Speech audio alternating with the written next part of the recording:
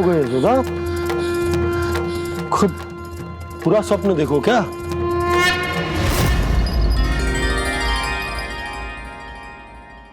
अरे वाकाना, आज तो समय से पहले ही तैयार होगा तू।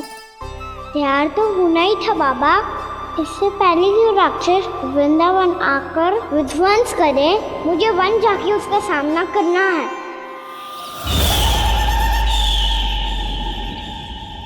मैया शीघ्र भोजन बांधो, गौचरण के लिए विलंब हो रहा है। ना, आज कहीं ना जाएगा तू। आज घर पे विश्राम कर।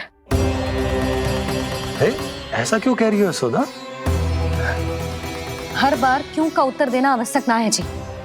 मैं ना चाहती आज ये जाए, तुझे ना जाएगा बस।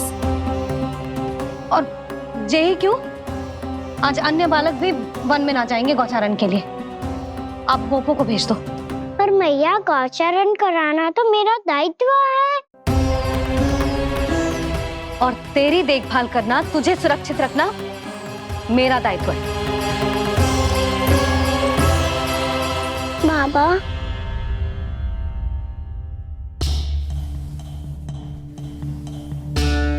आज कछु मत बोल लल्ला। कभी कभी तेरी मैया को मना पाना मेरे बस की भी बात ना होती। आज कछु ऐसो ही दिन है। तूने देखो ना कैसे निर्णय करके बैठ गई है। इससे पहले कि वो राक्षस जगजा और वृंदावन वासियों को कोई हानि पहुंचाए, मुझे वहां पहुंचना पड़ेगा। पर कैसे?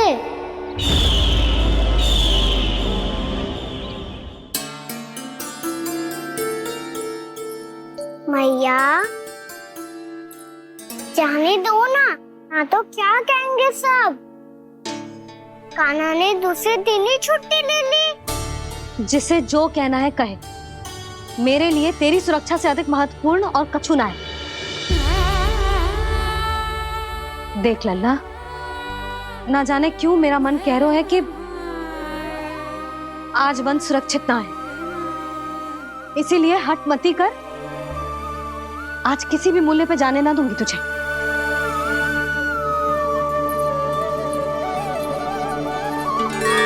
मैया ने ठान लिया, आज वन जाना है तो कोई और ही उपाय खोजना पड़ेगा यहाँ से निकलने का। सुनो, आज गौचारण के लिए गोप जा रहे हैं। हमारी छुट्टी है आज। पर क्यों बलराम? वो तो कान्हा ही जाने। सारी मैया ऐसी होती है क्या मुन्नी? पहले सेमी कहती है कि बड़ी हो जाओ, सब कुछ नियम से किया करो, अनुशासन सीखो। सेमी उसे तुड़वा के कहती है आपकी छुट्टी। तू चाहे जितना भी स्वांग कर ले लल्ला, कछु भी कह ले, कछु भी कर ले, मैं तो तुझे बाहर ना जाने दूंगी। वन छोड़, मैं तो तुझे चौबारे तक भी जाने की आज्ञा ना दूंगी आज। चल पी ले अब।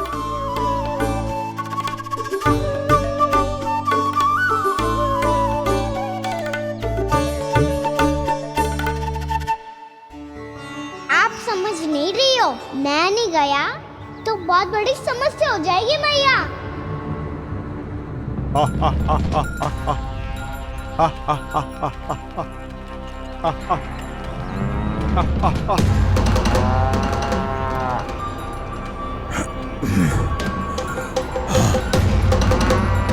दिन निकले पूरे प्रहर बीत गया।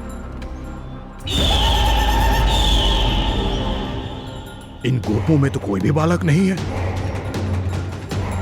परंतु कंस ने तो कहा था कृष्ण गोपालक है।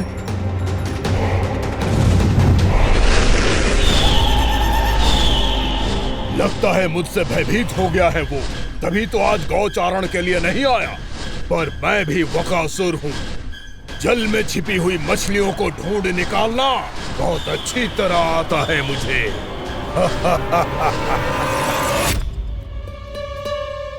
गोप और गैया संकट में है, मुझे शीघ्र ही वहाँ पहुँचने का कोई उपाय खोजना होगा। क्या सोच रहे हो? शीघ्र समाप्त कर। चल सिगरेट समाप्त करके भी क्या करूंगा मैया? आप मुझे कहीं तो जाने ही दूंगी ना।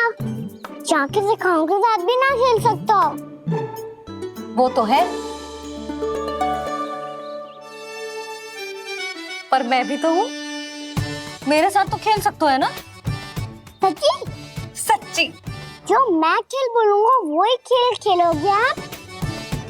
हाँ आप मिठोली खेलते हैं? बहुत दिन हो गए। ठीक है, पर पहली पट्टी तेरी आंख में बनने की लल्ला। मुझे शिकार है। चल पहले दूध समाप्त कर। पूरा समाप्त कर।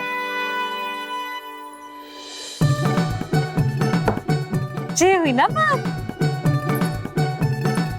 आजा खड़ा हो।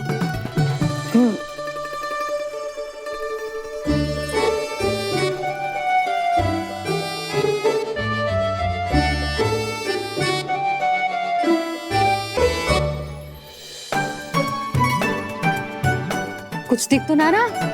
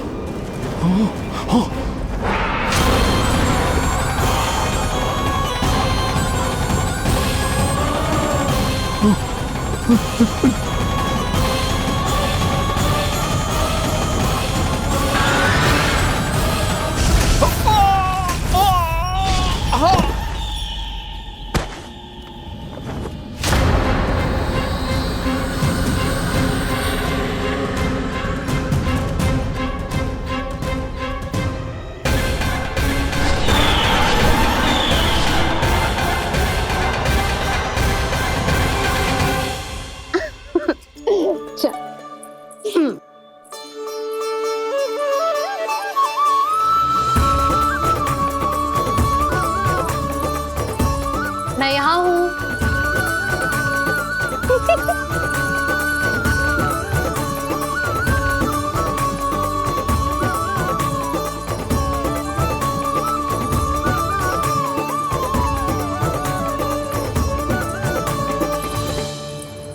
इससे पहले कि वो राक्षस किसी को हानि पहुंचाए, मुझे उस तक पहुंचना होगा।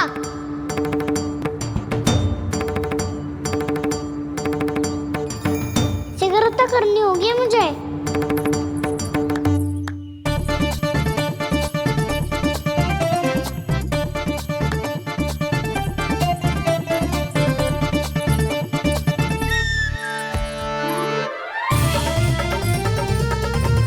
पकड़ लियो मैया, पकड़ लियो। हाँ हाँ पकड़ लियो। पर तू तो अभी वहां था ना, यहाँ कैसे आ गया? आप भी तो वही थी मैया। सिगरेट यहाँ कैसे आ गए? बहाना बनाने से ना बनूंगा मैं। चलो अब आपकी बारी। हाँ हाँ ठीक है।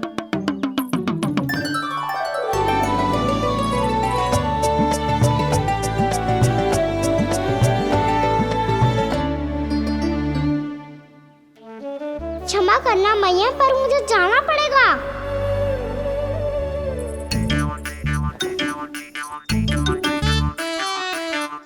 मैया पकड़ो मुझे। कहाँ है लल्ला?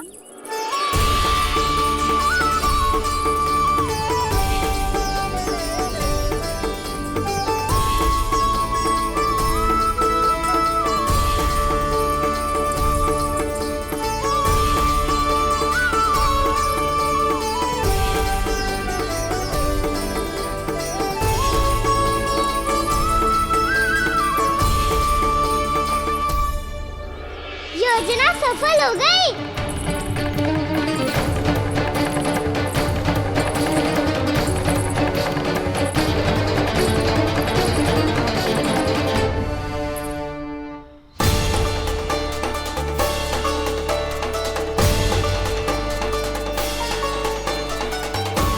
मुझे माफ करना मैया, आपको बिना बताए जाना पड़ रहा है।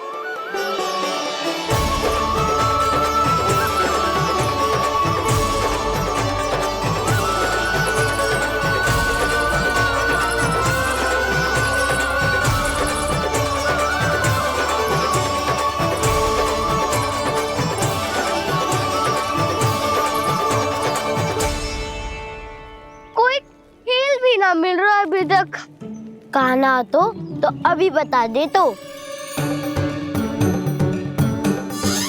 हो तो ना सुबल, वो देख।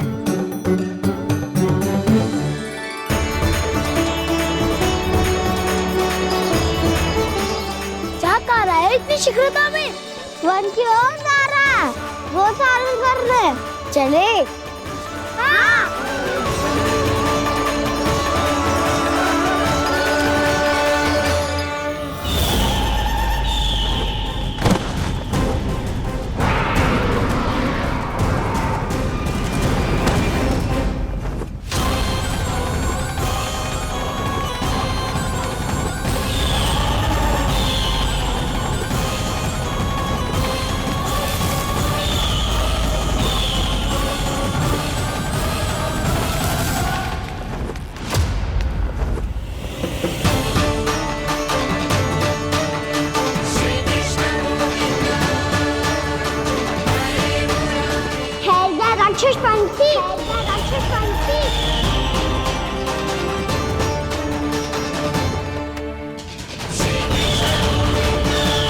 गोपालक कृष्ण हूँ मैं, नंदराज का लल्ला, वृंदावन का राजकुमार। मेरे रहते तो मेरी प्रजा को कोई हानि ना पहुंचा सकता। तू है कृष्ण? तुझ पर क्या प्रहार करूं मैं? मुझे तो लगा था विष्णु की तरह तेरे एक हाथ में चक्र होगा, दूसरे में गदा, पर तू तो नन्हा सा बालक है। कोई शक्ति नहीं है तेरे पास और ना ही है कोई अस्त्र या शस्त्र। तेरा सामना करने के लिए मुझे अस्त्र और शस्त्रों की आवश्यकता ना है राक्षस। वकासुर नाम है मेरा, वही वकासुर जो अपनी बहन पूतना की हत्या का प्रतिशोध लेने आया है।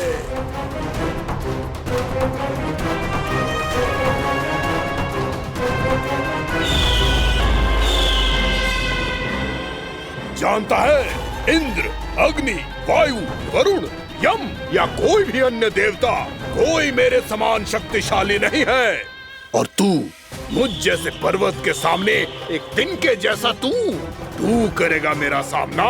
तू रोकेगा मुझे? बस एक ही प्रहार में तुझे अपना आहार बना लूंगा मैं। छोटा चना बाजेगा ना। धमकियां देने से युद्ध नहीं जीते जाते बदकसूर। जो कार्य हो करके दिखाओ।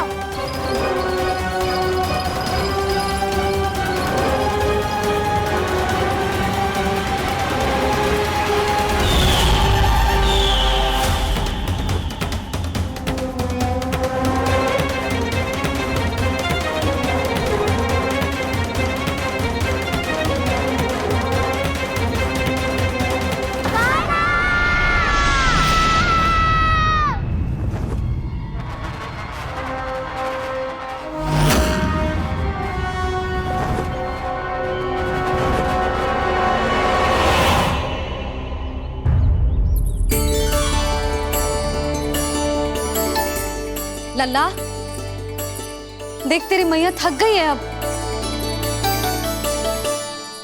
अब बस कर लल्ला, ताली बजा। कान्हा, अब बस कर।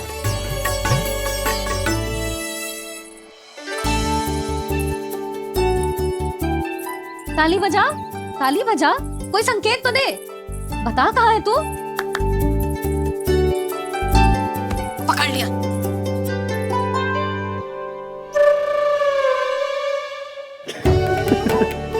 आप भी ना बड़े हो गए हो पर बचपना ना गया आपका ना। बच्चे कहाँ गया? जी रोकान।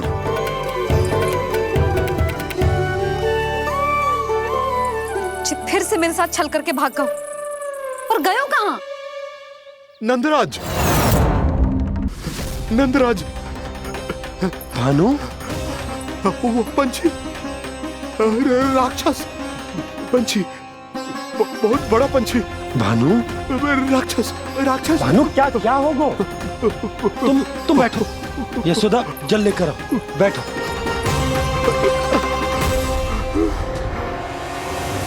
यदि आपको भूख लगी है तो मुझे खा लो, पर मेरे थकाव को छोड़ दो पंछी जी। आप मुझे ही खा लो, लेकिन कान्हा को छोड़ दो।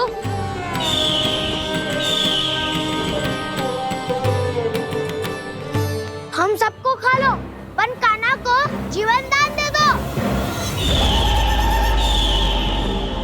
कितनी अद्भुत है प्रभु के सखाओं की ये भावना कि सखा के प्राण को बचाने के लिए अपने प्राणों का त्याग करने को भी तत्पर हैं ये सब। देवराज, वैसे तो प्रभु क्षण भर में सब कुछ संभाल सकते हैं, पर हमें अपना कर्तव्य निभाना होगा। प्रभु की सहायता हमें करनी होगी। हाँ देवराज, प्रभु की सहायता करनी चाहिए हमें। स्वयं नारायण की कृपा है हमारे मित्र पर, उसे छोड़ दो, अन्यथा देवता तुम्हें नहीं छोड़ेंगे। पर मैं देवता के आने की प्रतीक्षा नहीं करूंगा। मेरे भाई को इसी क्षण मुक्त कर दो असुर, या फिर मेरा सामना करने के लिए तैयार हो जाओ। आवश्यकता पड़ी तो तुम्हारा उधर फाड़ के भी अपने भाई की रक्षा करूंगा मैं। तो फिर आ बालक, तुझे भी तेरे भाई के पास पहुंचा देता हूँ मैं। प्रयास करके तो देखो दोस्त, तुम्हारे चोंच के टुकड़े टुकड़े ना कर दिए तो मेरा नाम भी बलराम नहीं, तो मेरा नाम भी बलराम नहीं।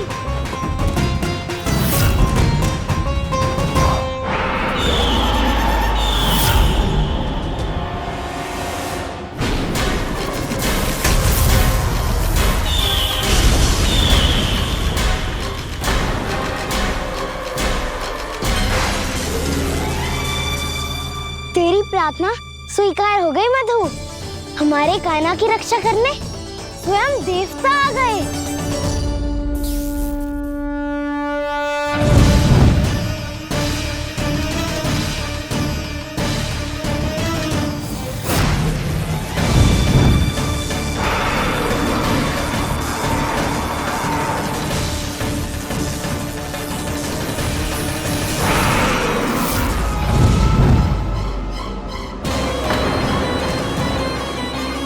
मत करो इंद्र, अपने वज्र का प्रयोग मत करो। तुम्हारे प्रहार से मुझे गुदगुदी हो रही है।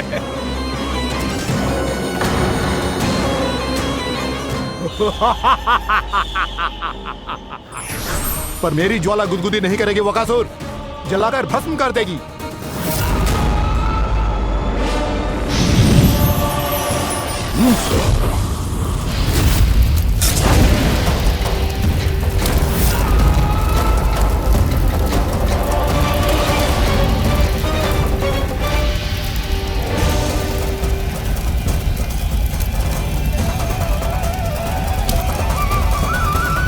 क्या बहुत बहुत बड़ो पंछी।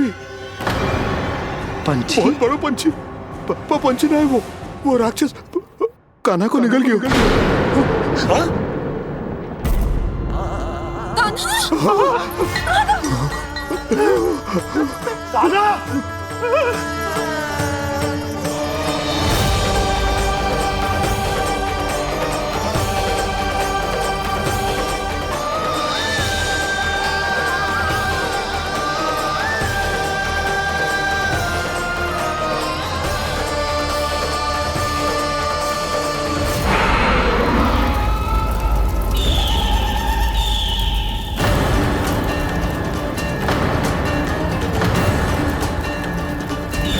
मेरे उदर की जठराग्नि भी तुम्हारी ज्वाला से अधिक तीव्र है अग्निदेव।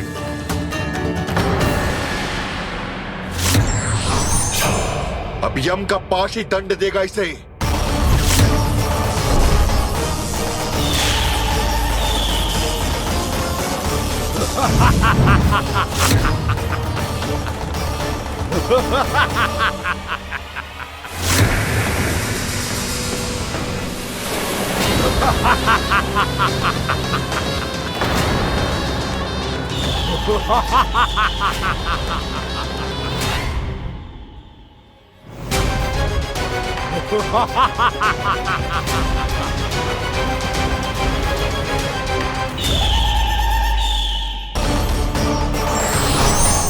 अब यम का पास ही दंड देगा इसे।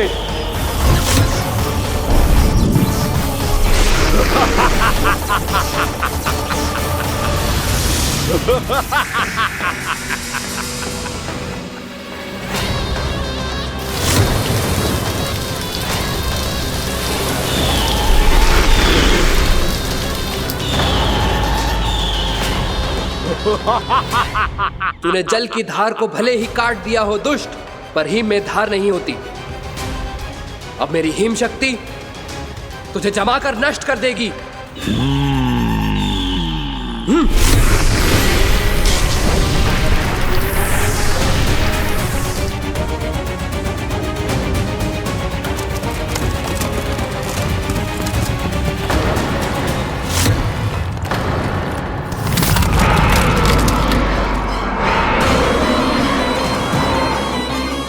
चंद्र, वरुण, यम, अग्नि, इंद्र, तुम में से कोई भी इस योग्य नहीं है कि मुझे पराजित कर पाए और इस विष्णु अवतार की रक्षा कर पाए।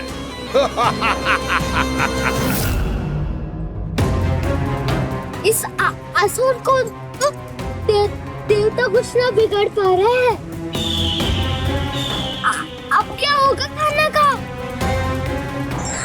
बकासुर, मैं अपनी किरणों की ताप से तुझे छल्दी छल्दी कर दूंगा।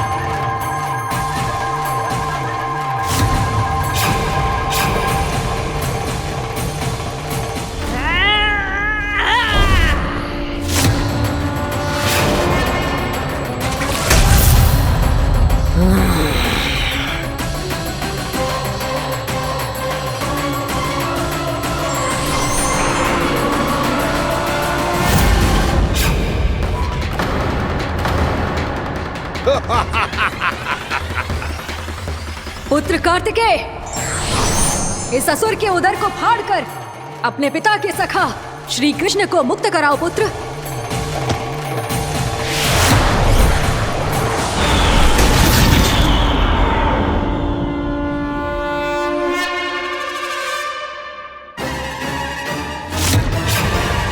मैंने कहा था, तुम में से कोई भी मेरा बाल भी बांका नहीं कर पाएगा। तुम देवताओं का तो सामर्थ्य ही क्या, स्वयं देवों के देव महादेव भी मेरा कुछ नहीं बिगाड़ पाएंगे। कृष्ण को अपने उदर में ही पचा जाऊंगा मैं।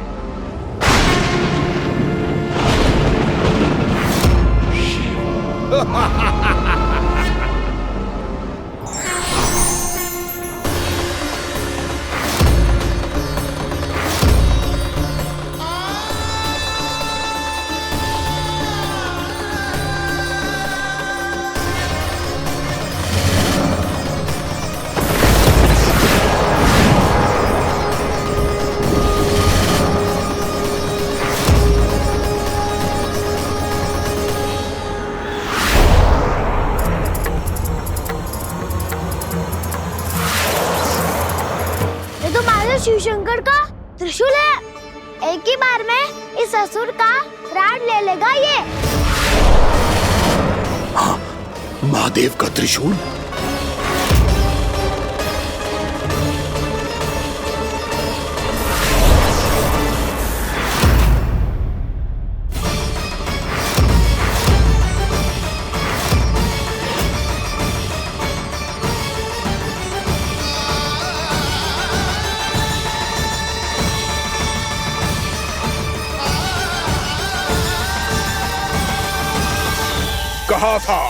कहा था मैंने, स्वयं महादेव भी मेरा कुछ नहीं बिगाड़ सकते। अजय हूं मैं, अजय।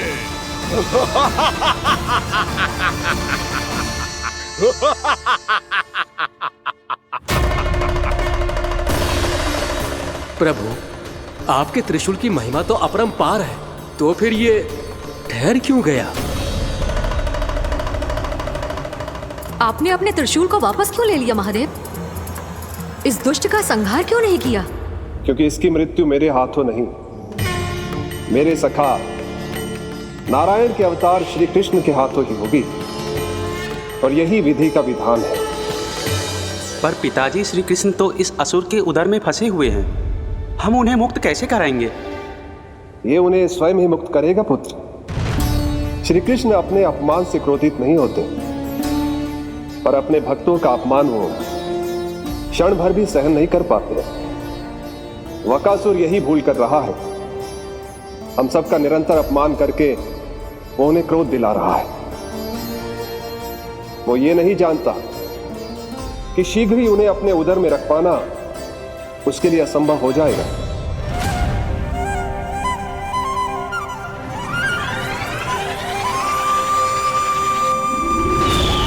क्या हुआ महादेव? पराजित होकर भी मुस्कुरा रहे हैं।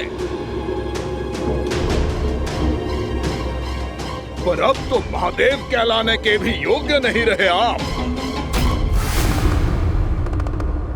असफल देवताओं की इस अयोग्य सेना को लेकर चले जाइए यहाँ से।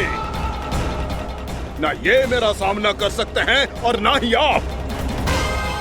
मेरी शक्ति के सामने आप अक्षम हैं महादेव।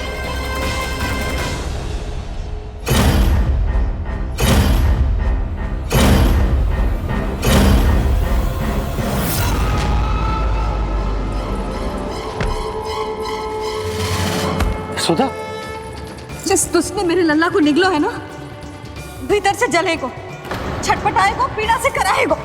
जिस दुष्ट ने मेरे लल्ला को निगलो है ना, भीतर से जलेगो, छटपटाएगो, पीड़ा से कराएगो।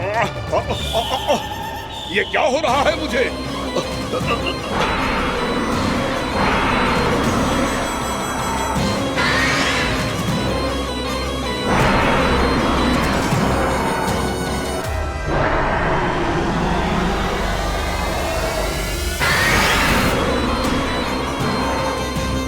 मुझे ऐसा क्यों लग रहा है जैसे भीतर से जल रहा हूं मैं? ये क्या हो रहा है मुझे?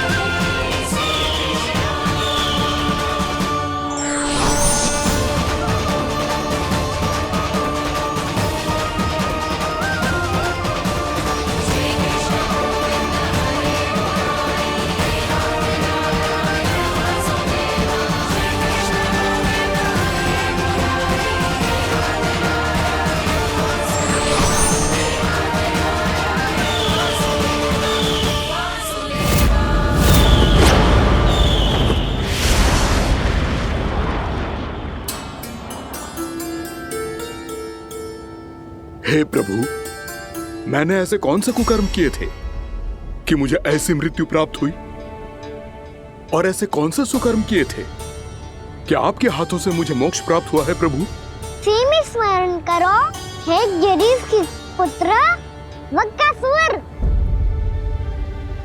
स्मरण करो, कैसे अपने पिता की तरह अभिमान से भरे हुए थे तुम।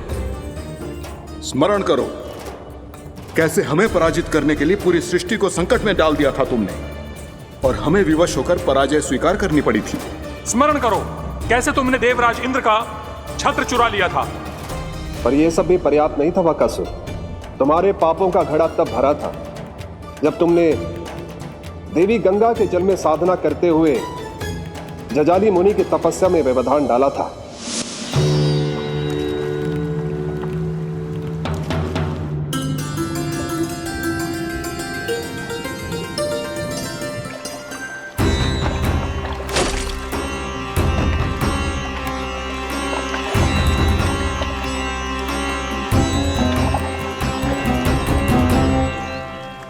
रुक क्यों गए चालक? नौका को आगे की ओर ले चलो। आगे बढ़ना उचित नहीं होगा महाराज। यहाँ से कुछ ही दूरी पर जालजली मुनि तपस्या कर रहे हैं। तो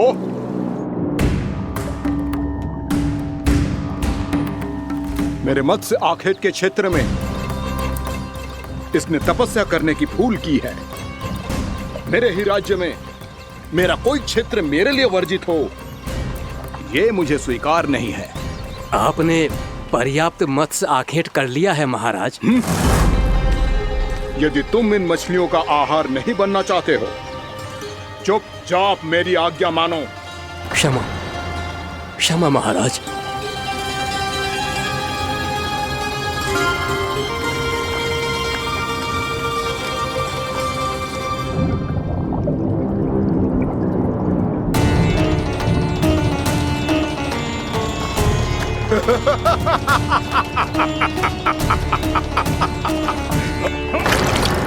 मुनिवर, रक्षा कीजिए, रक्षा कीजिए मुनिवर।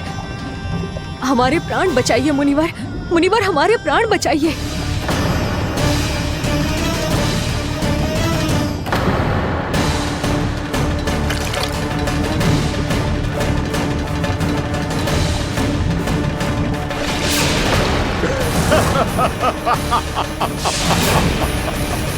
ठहर जाओ असुरराज, इन मछलियों को हानि ना पहुंचाओ। क्यों मुनि? अब मछलियां पकड़ने के लिए मुझे तुमसे आज्ञा लेनी पड़ेगी।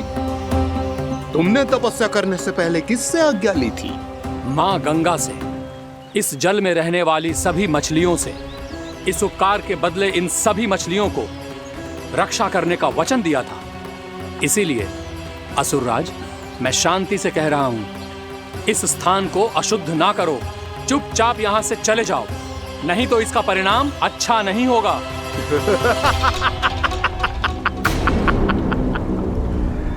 तुम जिन देवताओं की तपस्या कर रहे हो ना मुनि, उन्होंने भी मेरा कुछ नहीं बिगाड़ पाया था, और तुम मुझे धमकी देने का दुस्साहस कर रहे हो।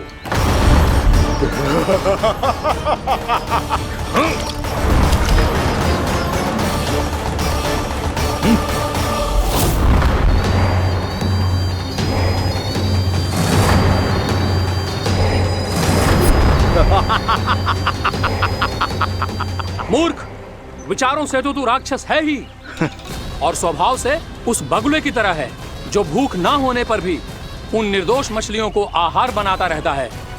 इसलिए अभी इसी क्षण से तू बगुला का जीवन जिएगा। ये मेरा श्राप है, ये मेरा श्राप है।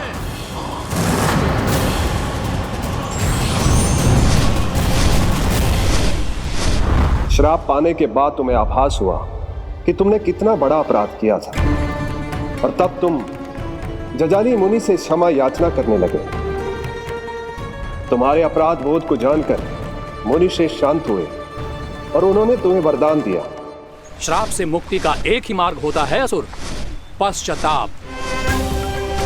तुम्हें अपने भूल का पश्चाताप है, इसीलिए मैं तुम्हें वरदान देता हूं। तुम्हें मेरे श्राप से मुक्ति अवश्य मिलेगी। स्वयं प्रभु श्री नारायण के अवतार इस बगुले के देह के बंधन से तुम्हें मुक्त करेंगे।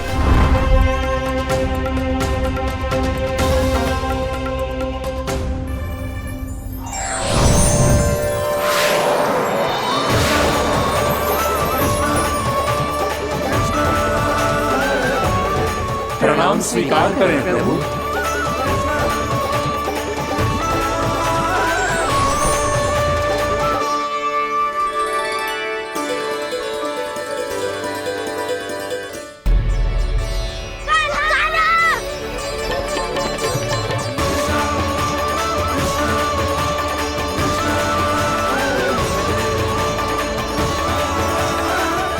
मुझे ना बताओ कि तुम सबने क्या देखा है, शायद जो देखो है, बस मैया से कछु मत ही बताना। कान्हा!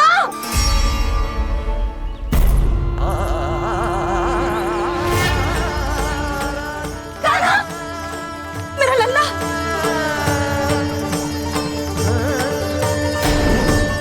भानु बता रहा था तुझे कोई असुर पंछी निकल गया था। हाँ?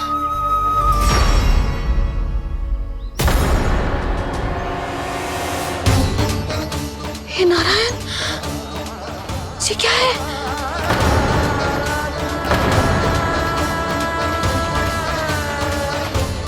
ये सब कैसे हुआ लल्ला? हाँ? कोई बताएगा मुझे ये क्या है?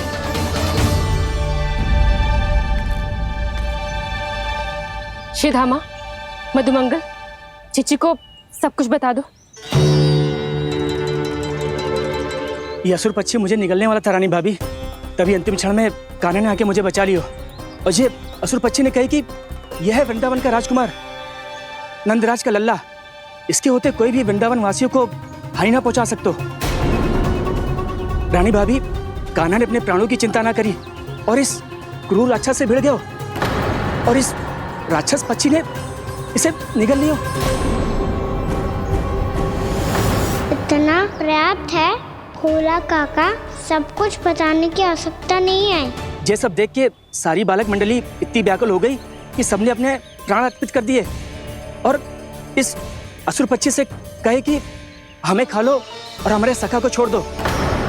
इन बालकों का पराक्रम देख के सभी देवतागण यहाँ आ गए और उनके हृदय भी पिघल गए और उन्होंने इस राक्षस पक्षी से युद्ध करके इसे मार गिराया।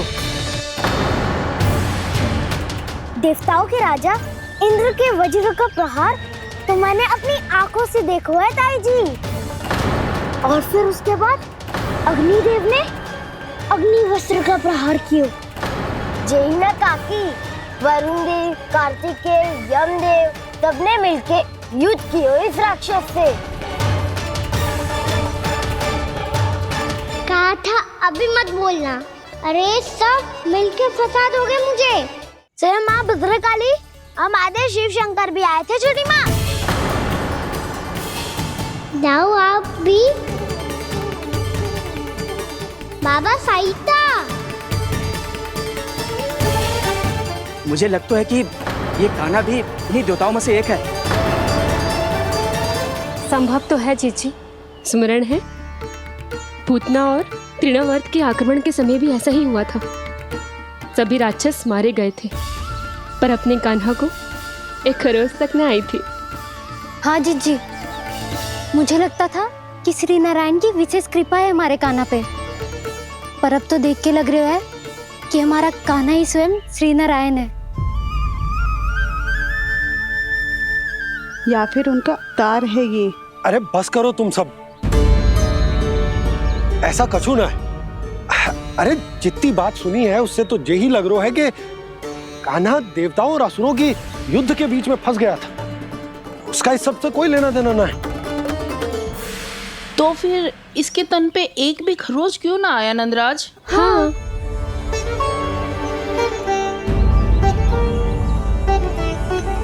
है काकी, खरच तो है। दिखा लल्ला। भैया बात भी आ रही है, कुछ करो ना। चिकोपिया भी ना अति करती है। श्री नारायण का अवतार हो तो इतनी तनिक सी खरोच पे ऐसे रो तो क्या? बस बहुत होगा। अब तो तुम सबने सीमा ही पार कर दी है। कभी से श्री नारायण बुलाते हो, कभी श्री नारायण का अवतार। तनिक कछु हो ना जाता है कि तुम सब कहानियां बुनने लगती हो। जे बस साधारण सा बालक है, मेरा लल्ला है जे, इसे भगवान मत ही बनाओ।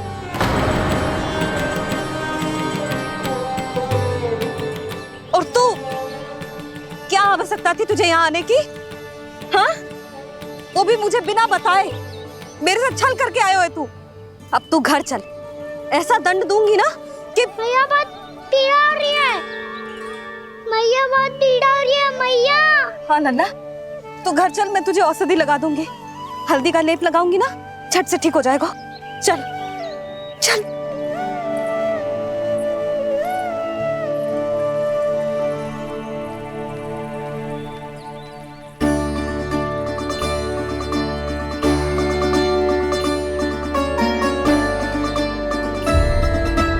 मैया बहुत पीड़ा हो रही है मैया। हाँ नन्ना, तू घर चल, मैं तुझे औषधि लगा दूंगी। हल्दी का लेप लगाऊंगी ना, झट से ठीक हो जाएगा।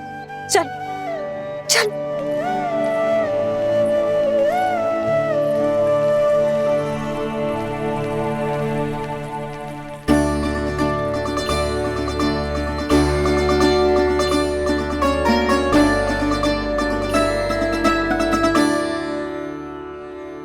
बस लल्ला बस, रो मत।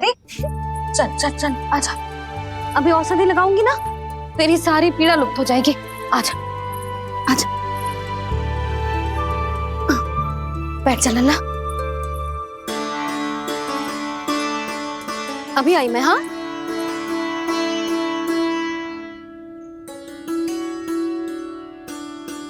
मैया। अरे तू अभी तक रो रो है? क्या कह रही थी सारी गोपियां? बता। के मेरा लल्ला श्री नारायण का अवतार है, दिव्य है, भगवान है। और जो भगवान इतनी छोटी सी चोट पे रोते हैं क्या? इतनी तो लगी भी ना है तुझे, जितना तो तू आ ऊ कर रो है।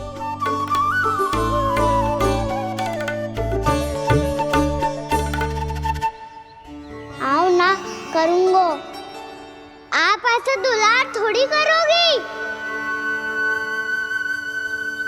ओहो, वृंदावन का गौपालक जो इतनी छोटी सी चोट पे रोता है ना? गोप बालकों का मुखिया इतनी छोटी सी चोट पे रोता है? मेरा लल्ला तो सबसे शक्तिशाली है। इतनी छोटी सी चोट तो क्या, बड़े बड़े राक्षसों से भी ना घबराता है। हाँ, एक बार में सबको समाप्त कर देता है कि ना? हाँ मैया, यदि कोई राक्षस वृंदावन की ओर तेरी दृष्टि करके आएगा, तो सबसे पहले कान्हा को सुरक्षा में खड़ा पाएगा। फिर चाहे जो बाल बन के आए या बगुला बन के।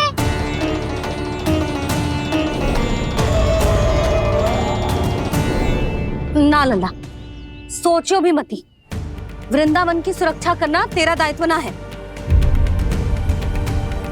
तुझे और कोई संकट का सामना करने की आवश्यकता ना है। अभी तो मेरी पीड़िता का हरण कर रही थी, अचानक से क्या हो गया मैया को? कोई आवश्यकता ना है तुझे ऐसे संकटों का सामना करने की। आने दे आज तेरे बाबा को, सीधा सीधा बोल दूंगी। बहुत हो गए उनके तर्क वितर्क। मेरा फूल सा लल्ला वन में अकेले गौचारण के लिए ना जाएगो। आज बगुले ने निकल लियो, कल कछु और हो जाए तो? नारायण ना करे, कहीं कछु ऊंच नीच तुझे कछु हो जाए तो? मैं तो जीते जी मर जाऊंगी।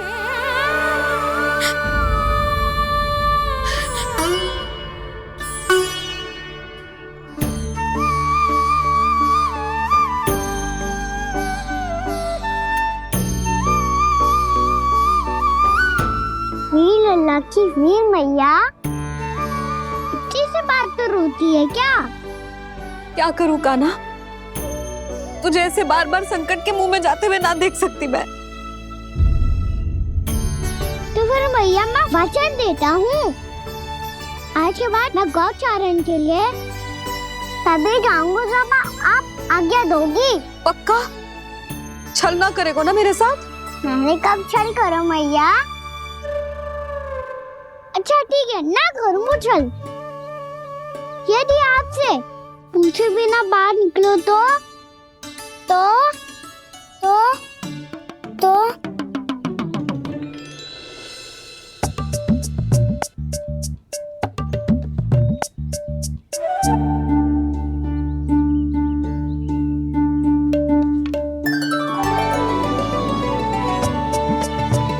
ये रही आपकी छड़ी और ये रही मेरी पीठ। चेक देना तापर तोड़। ठीक है, जब तूने अपना दंड निर्धारित कर ही लियो है तो सोच ले, अब अगर तूने मेरी बात ना मानी तो तोड़ तोड़ छड़ी पड़ेगी। समझ आई?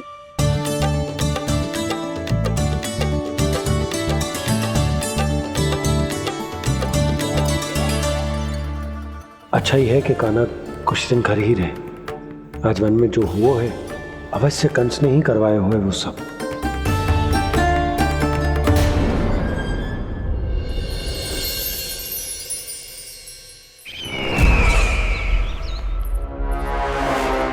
आपका ये धनुष तो सबसे अधिक शक्तिशाली था महाराज, ये कैसे टूट गया? कहीं ये बकासुर की पराजय का संकेत तो?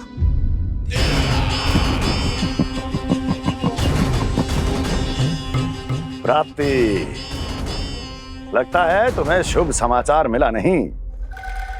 उस बकासुर ने उस विष्णु अवतार को जीवित ही निगल लिया है। अरे अब तक तो उस नन्हे से बालक को पचा भी चुका होगा वो। उसके तन में रक्त बनकर वो विष्णु अवतार और उसकी शक्तियां दौड़ रही होंगी। क्षमा कीजिए महाराज। क्षमा कीजिए, इस अशुभ से मुख से शुभ समाचार आने दो। माथे के बल को ढीला करो, चेहरे पर मुस्कान लाओ और कहो, महाराज, वृंदावन में मातम फैल चुका है। मैं ऐसा ही करता महाराज, यदि सूचना सत्य होती तो।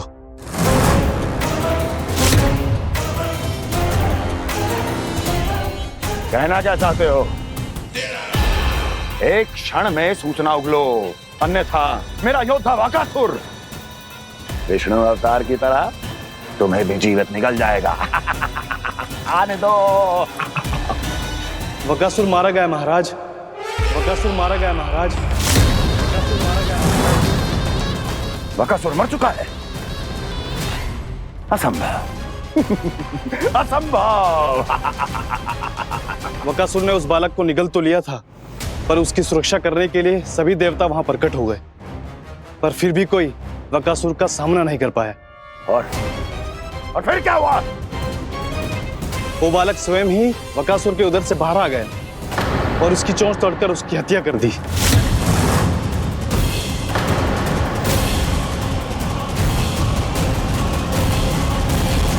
वन में बकासुर की चोंच टूट गई और यहाँ आपका ये धनुष।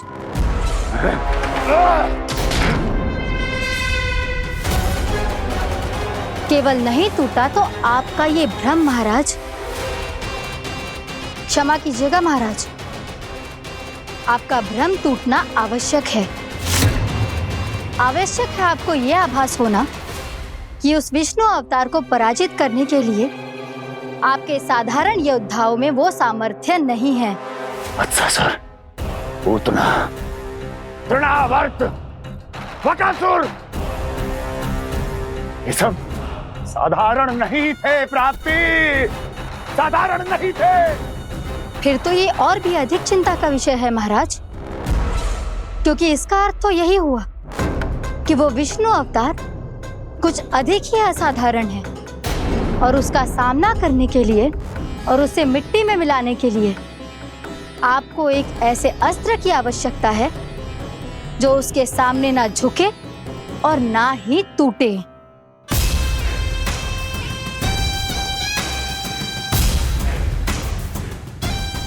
तो फिर मैं ऐसा ही अस्त्र ढूंढूंगा, चाहे आकाश पाताल एक क्यों ना करना पड़े मुझे।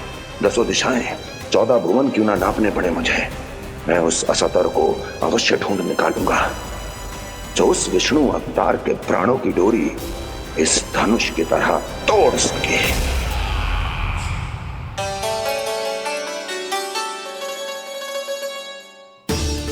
थैंक्स पापा, मैंने मैया को वचन दिया है कि जब तक नहीं चाहेंगी मैं वन नहीं जाऊंगा। इसलिए आप मुझे मारने के लिए कोई शक्तिशाली असुर ढूंढने में व्यस्त रहो। कुछ दिन तब तक मैं व्यस्त रहूंगा अपनी मैया की सेवा करने में।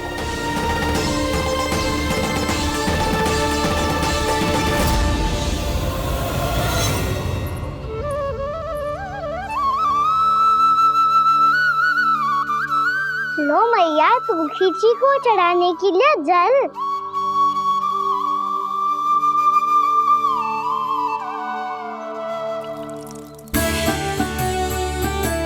लो मैया, और आटा।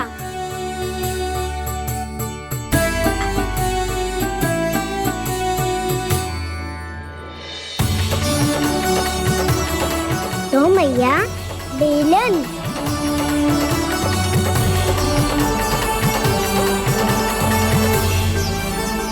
ले तनिक खा ले। ओ मैया, भूख ना लगी है। बिना भूख के खाने से क्या लाभ? और तेरा जब पेट तो कह रहा है कि उसे भोजन चाहिए,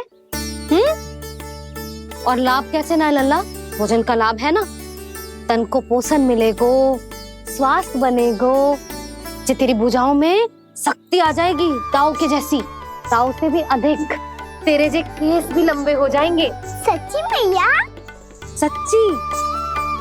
माप के देख लियो नित्य दिन। तनिक खा।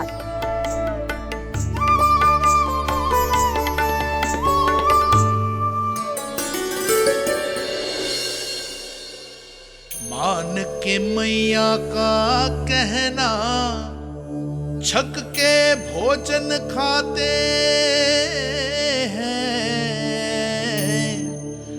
नित्य मापते भुजा केश, पर ज्यों का त्यों ही पाते हैं।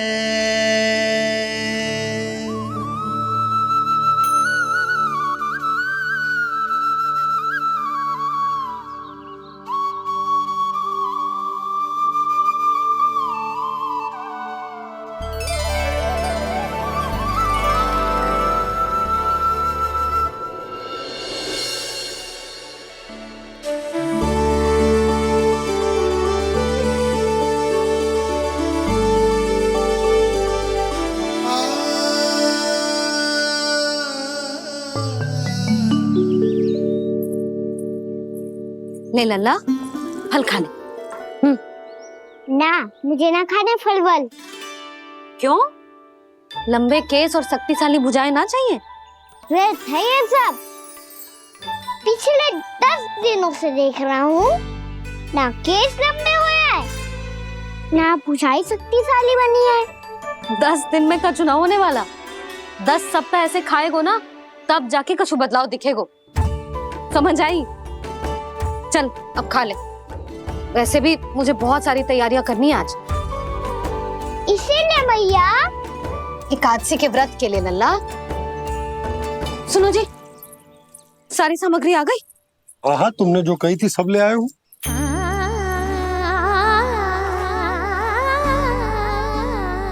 इसमें नारियल तो है ही ना, उसके बिना मैं एकादशी की पूजा कैसे करूंगी? यशोदा, मैंने भोला से कह दिया, वो लेकर आते ही होगा, घबराओ मत। कैसे ना घबराओ जी, आपको पता है ना एकादशी का व्रत मेरे लिए कितना महत्वपूर्ण है। पतो है। अरे इसमें तो दिए भी ना है। दिए ना है? अब मैं अभी लेकर आता हूँ। आप रहने दो, मैं ही लेके आती हूँ। भक्त भोला राम के यहाँ से है? भक्त भोला राम?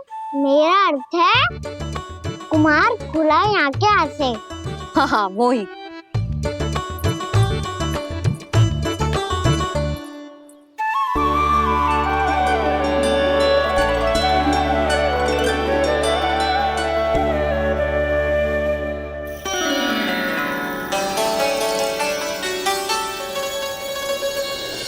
श्री हरि, श्री हरि, मेरे श्री हरि।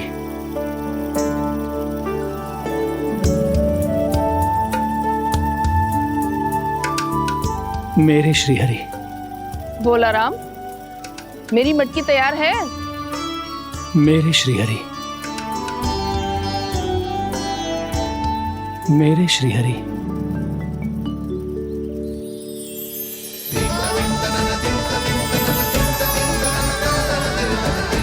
भोला राम,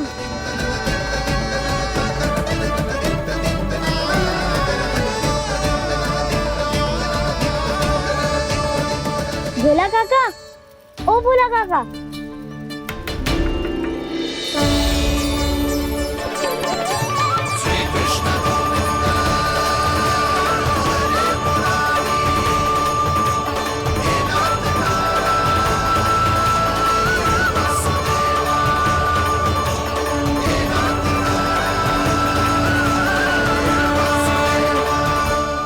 अरे श्री हरि प्रसन्न हो गए।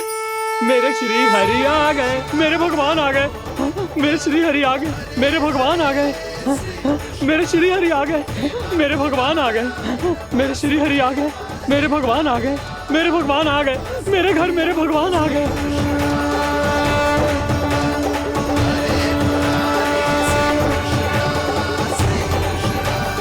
मेरे घर आ गए, मेरे श्री हरि आ गए। हाँ, मेरे श्री हरि आ गए। जे तो बावले थे ही, अब बालकन को भी साथ में मिला लिए। उज्जवल क्या कर रहा है? अरे ठहर जा भोला।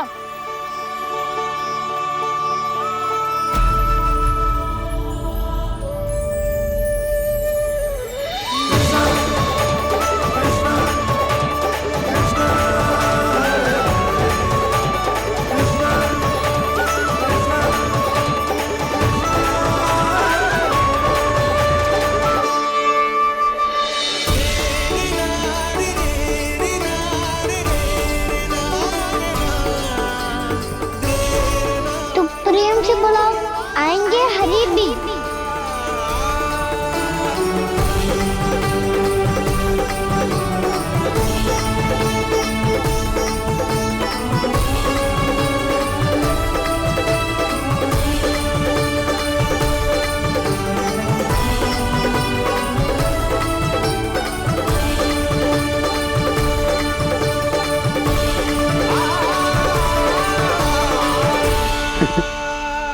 क्या वो गाना? किसकी धुन में झूम रहा है तू? निर्मल निशा भक्ति की धुन में।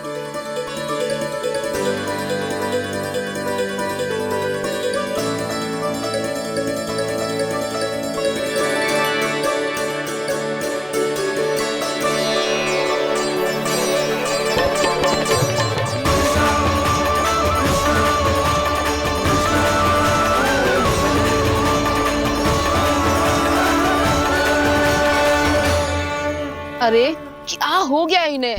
बावले हो गए हैं क्या? ठहरो, कोई आवश्यकता ना है ऐसे बावलों की तरह नाचने की।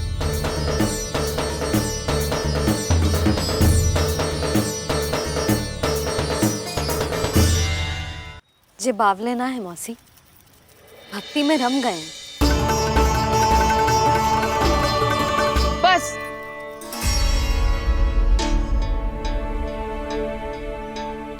हम सब कब से खड़े हैं यहाँ, पर तुम्हें कुछ ध्यान ही रहा है।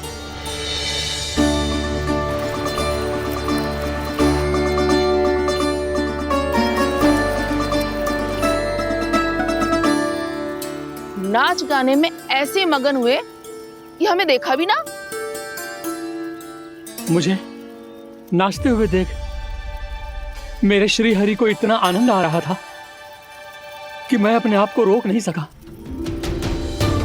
और वैसे भी मेरे जन्म का एकमात्र उद्देश्य है श्री हरि की सेवा करना, श्री हरि को प्रसन्न करना। तुम बावले हो भोला राम, या हमें बावला बना रहे हो? श्री हरि और तुम्हें देख रहे हैं? हाँ, अभी वो यहीं थे, देख रहे थे।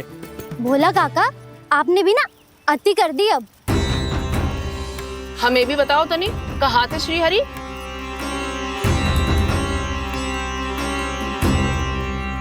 ना जाने अपना उपहास करवाने में क्या आनंद आतु है इन्हें। देखो, अब तुम सच मानो या झूठ, लेकिन हमरे श्री हरि यहीं थे, इसी चाक पर अभी। हाँ, लो सुन लो इस मूर्ख की बात। श्री हरि को और कोई स्थान ना मिलो जो इसके मिट्टी के चाक पे आकर बैठेंगे। श्री हरि को और कोई स्थान ना मिलो जो इसके मिट्टी के चाक पे आकर बैठेंगे। श्री हरि को और कोई स्थान ना मिलो जो इसके मिट्टी के चाक पे आकर बैठेंगे। जैसी मैया वैसो ही लल्ला, दोनों का कुछ पता ही ना चलतो, कब किस बात पर प्रसन्न हो जाए और किस बात पर रुष्ट। अरे मैं भला असत्य क्यों बोलूंगा?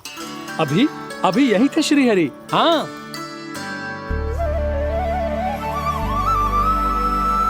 हाँ, जैसे श्री हरि को तो कोई कार्य है ही ना, वो तो आतुर होके बैठे रहते हैं कब तुम हरि हरि बुलाओ और वो दौड़े चले आए। भगवान तो भक्तों के पास आने के लिए सदैव आतुर रहते हैं, बल्कि सत्य तो यह है कि भक्तों के मन में ही निवास करते हैं भगवान।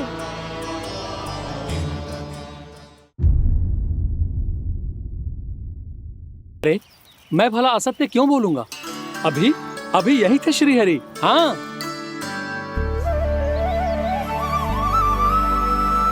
हाँ, जैसे श्री हरि को तो कोई कार्य है ही ना, वो तो आतुर होके बैठे रहते हैं कब तुम हरि हरि बुलाओ और वो दौड़े चले आए। भगवान तो भक्तों के पास आने के लिए सदैव आतुर रहते हैं, बल्कि सत्य तो यह है कि भक्तों के मन में ही निवास करते हैं भगवान। भगवान तो भक्त के पास आने के लिए सदैव ही आतुर रहते हैं शंकरी मौसी। बल्कि सच्ची बात तो ये है कि भगवान हमारे मन में ही निवास करते हैं। कम से कम तू तो इसे बढ़ावा मत दे जशोदा। जब देखो जब हरि नाम की रट लगाए रहते है। हरि बोलते बोलते ऐसो बावलो होता है कि सारा कार्य भूल जाता है। 2 दिन से अपनी मटकी के लिए चक्कर काट रही हूँ। अभी तो एक चक्कर और लगाना होगा आपको। आपकी मटकी तैयार हो गई है, अभी लाता हूँ।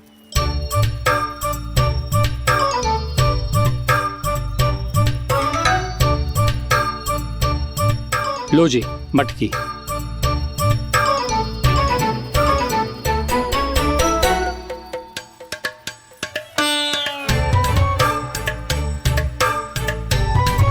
इस कच्चे मटके का क्या करूं मैं?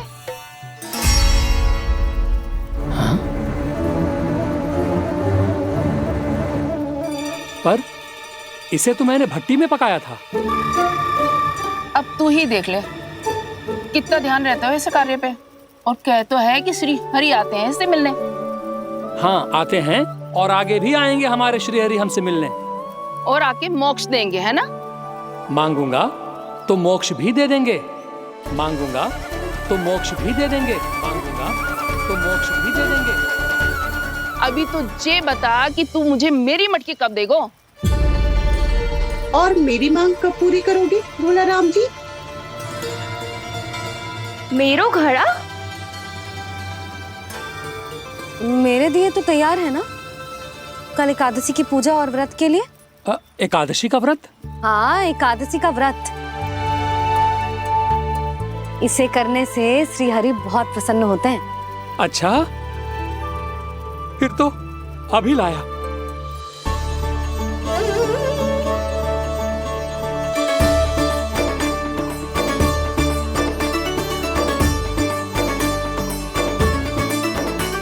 लो जी आपके दिए।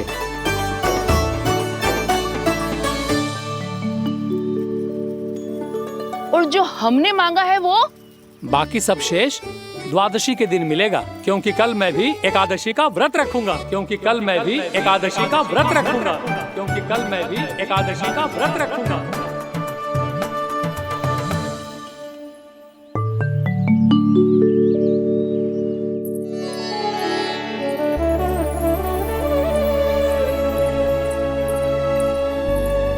जानकी, फूलों का प्रबंध हुआ कि ना? हाँ भाभी, जे रहे। सदैव विलंब कराती है। पर भाभी इस बार तो फूल समय से ही लाई थी। क्या हुआ जशोदा? अभी तो पूजा की तैयारी ना हुई? देखो ना मौसी, ये जानकी ना कुछ छूट ही जाता है इसके कारण। एकादशी की पूजा और व्रत आते ही जसोदा भाभी इतनी वग्र हो जाती है। ऐसो क्या होगा इस पूजा में?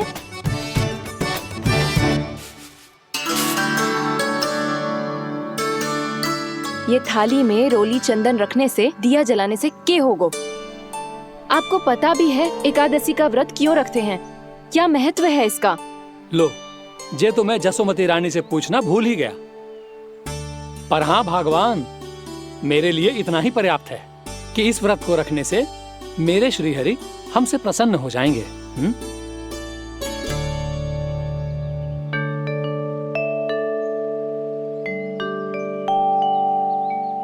नारायण ही जाने ऐसे कैसे पूजा करते हैं जे श्री हरि की एक मूर्ति तक ना है इनके पास।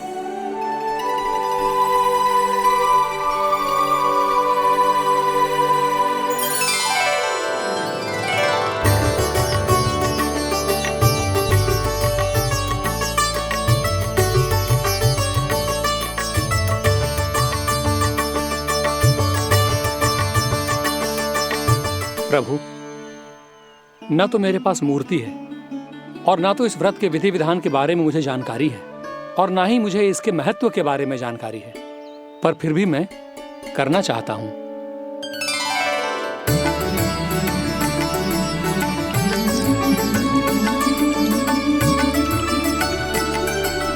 इसीलिए मैं दृढ़ संकल्प लेता हूं, पूरी निष्ठा के साथ, श्रद्धा के साथ और पूरी आस्था के साथ मैं इस व्रत को संपन्न करूंगा।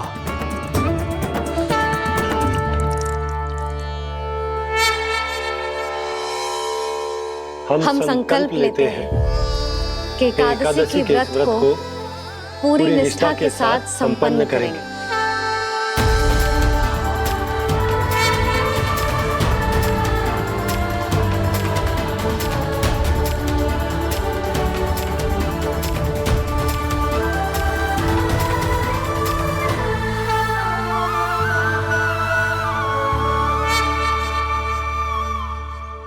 तुलसी जी के पत्ते तो हैं ही ना।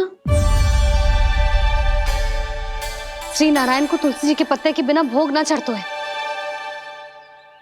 जानकी, तुलसी के पत्ते कहाँ हैं? भाभी, मैं तो कब से यही पूछना चाह रही थी कि तुलसी के पत्ते लाऊं क्या, पर आप तो व्यस्त थी ना। तुझे कितनी बार समझाओ है ना, यदि तेरे कछु करने से किसी और की कोई हानि ना हो रही हो या किसी के अच्छे कार्य में सहायता हो रही हो तो मुझसे आज्ञा लेने की आवश्यकता ना है। समझ गई भाभी, आगे से जाना उनको। ले अभी लेकर आती हूँ।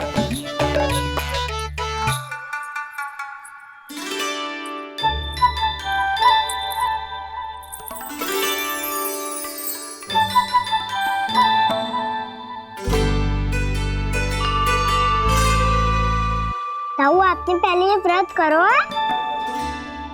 आपको इसका महत्व पता है? भाभी चल। जानकी, तुमने ये व्रत करो है? फिर तुमको इसका महत्व पता है? सुमति जी, आपको पता है इसका महत्व? कान्हा, क्यों तंग कर रहे हो सबको? मैया, सबने करो ये व्रत, मुझे भी करना है।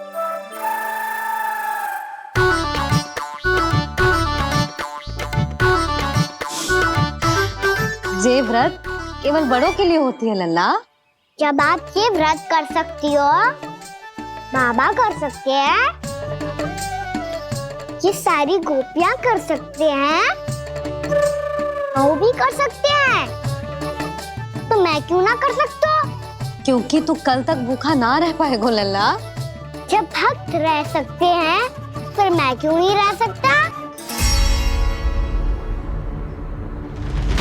मेरा अर्थ है कि नारायण के भक्त मैया,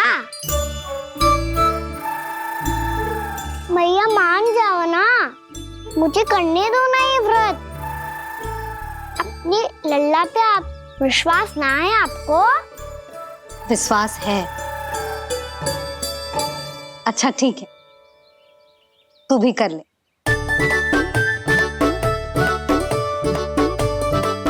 पर मैया व्रत की कथा तो सुनाओ, मैं तो अबध हूँ ना। मुझे कैसा पता चलेगा कि ये व्रत करते क्यों हैं?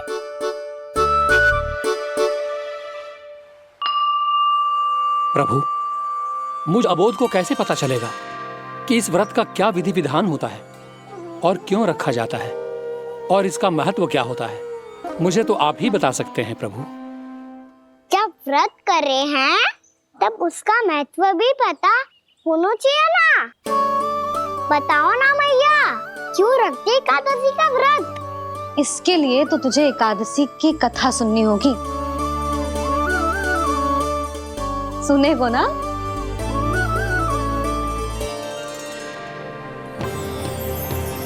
वसुदेव सुतं देवं कंसचाणूरमर्दनम् श्रीहरि, यशोदा परमानंदम् कृष्णं वन्दे जगद्गुरुम्। वाह प्रभु, अपने भक्तों को एकादशी व्रत का महत्व समझाने का अच्छा उपाय खोज निकाला है आपने।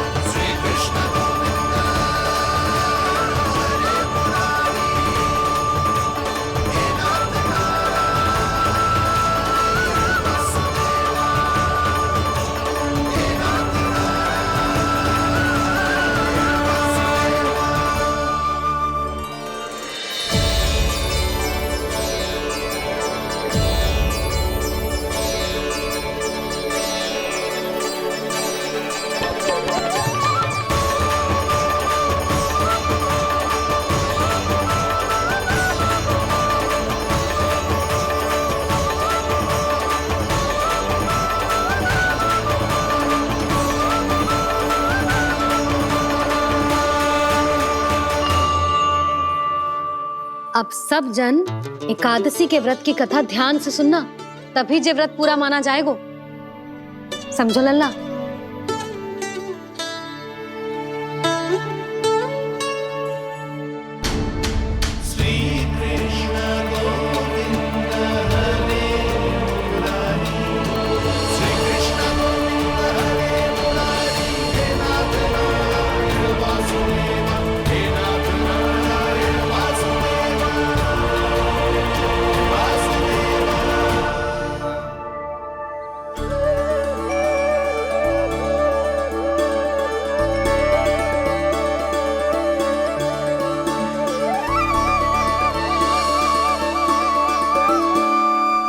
सतयुग में चंद्रावती नाम के नगर में मूरा नाम का एक असुर राज्य करता था।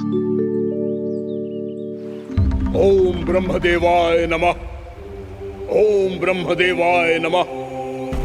ओम ब्रह्मदेवाय नमः। ओम ब्रह्मदेवाय नमः।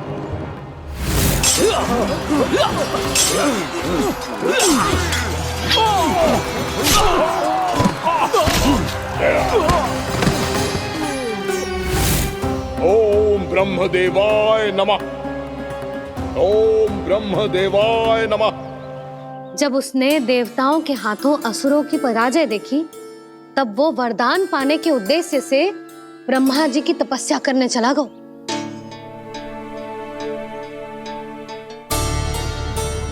शीघ्र ही मूरा की तपस्या सफल हो गई और ब्रह्मदेव जी उससे प्रसन्न हो गए।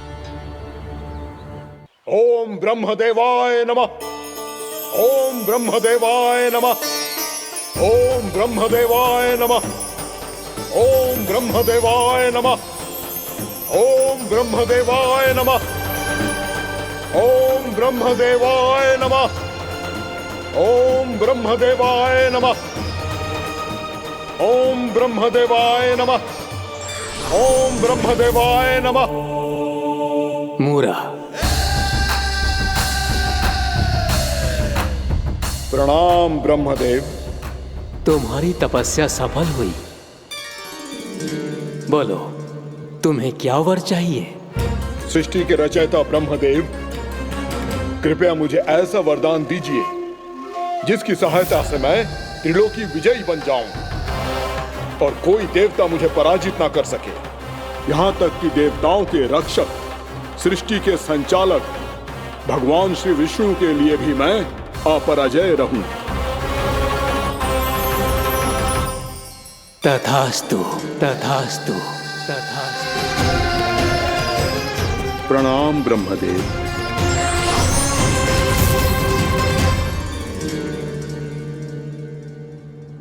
ऐसा वरदान पाकर मूरा बहुत अभिमानी होगा।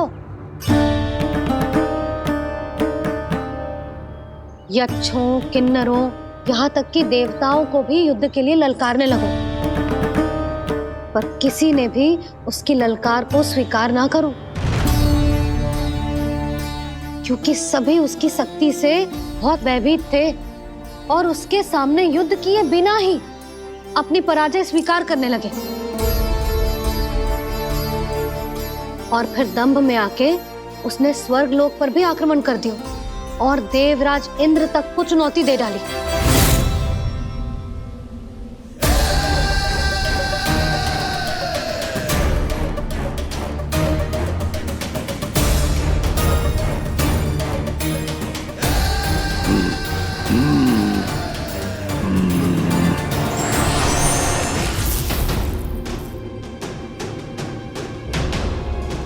मैं प्रतीक्षा कर रहा हूं देवराज, क्या उत्तर है तुम्हारा? मुझसे युद्ध करोगे या फिर बिना लड़े ही पराजय स्वीकार कर मेरे अधीन हो जाओगे और सौंप दोगे मुझे अपना ये स्वर्ग लोक? सारी शक्ति तुम्हारे मुख में है या कुछ बाहुबल भी है तुम्हारे पास? मैं तुम्हारी चुनौती स्वीकार करता हूं मूरा, मैं तुम्हारी चुनौती स्वीकार करता हूं मूरा।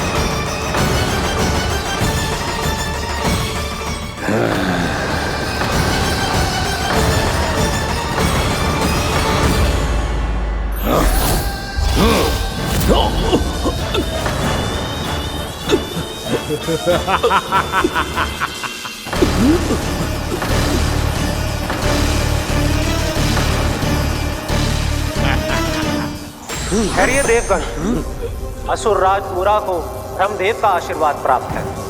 आप में से कोई भी इन्हें पराजित नहीं कर पाएगा।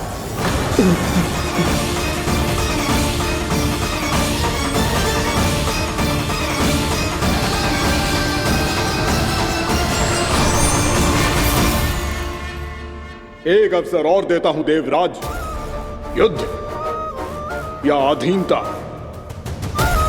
क्या उत्तर है तुम्हारा देवराज?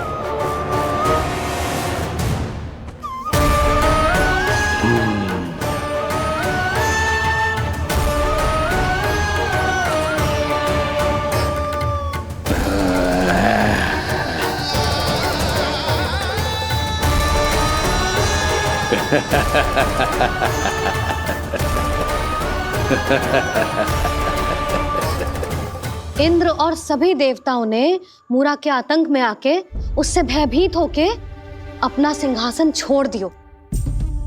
अब मूरा स्वर्ग का अधिपति बन गयो